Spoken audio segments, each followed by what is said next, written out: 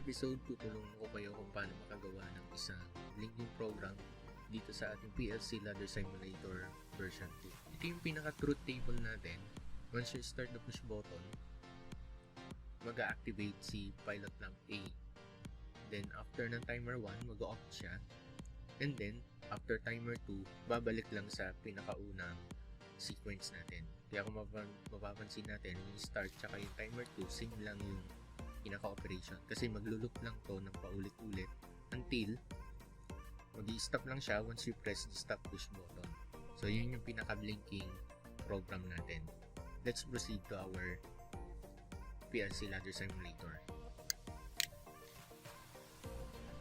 Since may dalawa tayong timer, mag-a-add lang tayo ng dalawang TON.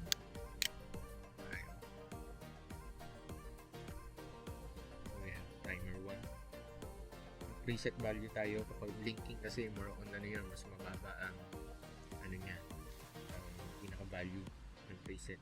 So we have 1, lagay tayo ng 1 dito, then click OK, then add, then another timer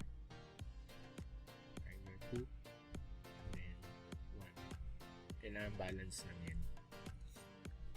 Then lalagay tayo ng input contacts dito.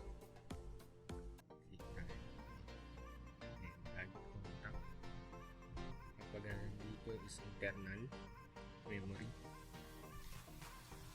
Then how about for T2? We have T1 and done with. Then click OK. Then the last, we have the output. Lagi tayo ng add lang tayo. Tap lang tayo dito sa ilalim and then we have 0.0. Then add.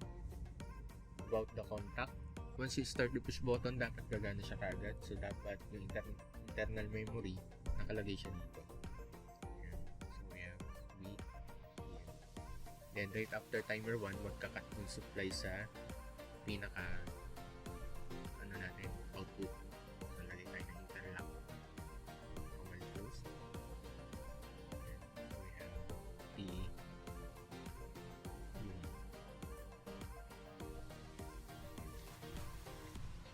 So, that's it. Ito yung pinaka-blinking program natin. Try natin simulate.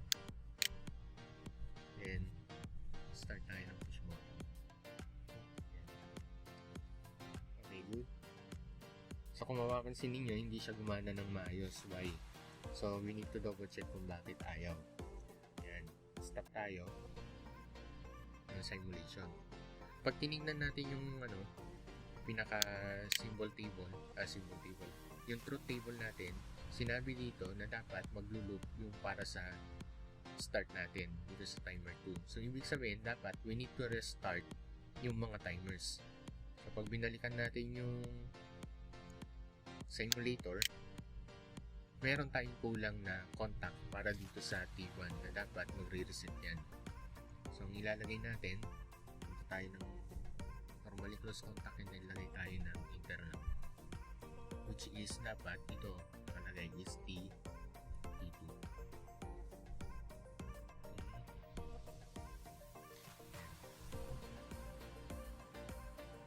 Then and then ayun yung dinagdag natin para makapag-reset tayo ng timer. Then simulate ulit and start tayo ng push. So, dapat okay na siya. Automatic loop na yan. Nagbiblink lang yung pinaka-output natin. Then, pag nag-deactivate tayo, press lang tayo ng I0.1 para mag-stop yung program. So, ito na guys, yung pinaka-blinking program natin. Thank you and goodbye.